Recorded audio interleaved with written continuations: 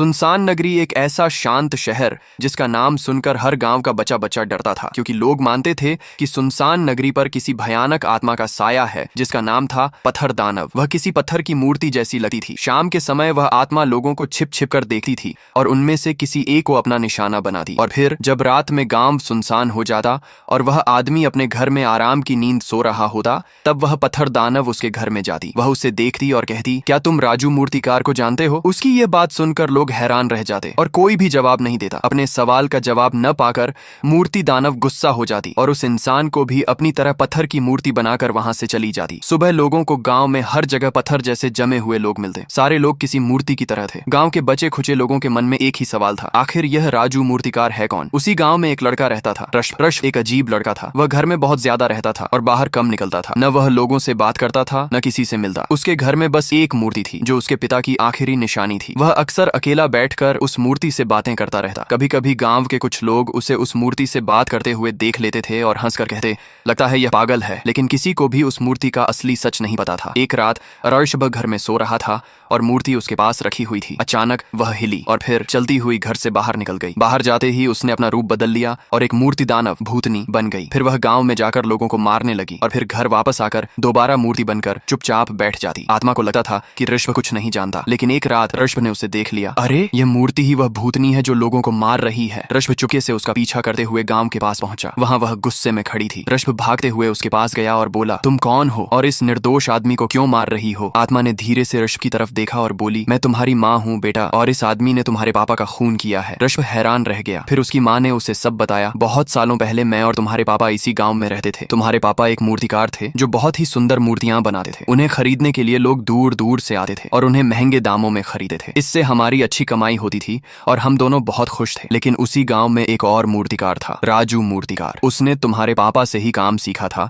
और फिर उन्हें धोखा देकर अपनी खुद की दुकान खोल ली। लेकिन फिर भी उसकी दुकान में उतनी भीड़ नहीं रहती थी जितनी तुम्हारे पापा की दुकान में होती थी, क्योंकि उसने काम तो सीख लिया था लेकिन नाम नहीं बना पाया। फिर एक रात राजू गुस्से में हमारे घर आया और रोते हुए तुम्हारे पापा से बोला, मुझे काम पर रख लो। लेकिन तुम्हारे पापा ने मना कर दिया। तू एक बार धोखा दे चुका है, अब मुझे तुझ पर भरोसा नहीं। ये बात सुनकर राजू गुस्से से पागल हो गया। उसने तुम्हारे पापा पर हमला किया और उन्हें मार दिया और बोला, मुझे पता था तू मुझे काम पर नहीं रखेगा, लेकिन अब मुझे तेरे काम की कोई जरूरत नहीं। उस दिन से मैं उसे ढूंढ रही थी और आज वह मुझे मिल ही गया। अब ऋषभ सब समझ चुका था। जिसे वह निर्दोष समझ रहा था वही उसके पिता का कातिल था। और फिर मूर्ति दानव, उसकी माँ और ऋषभ ने मिलकर उसके पिता की मौत का बदला ले लिया।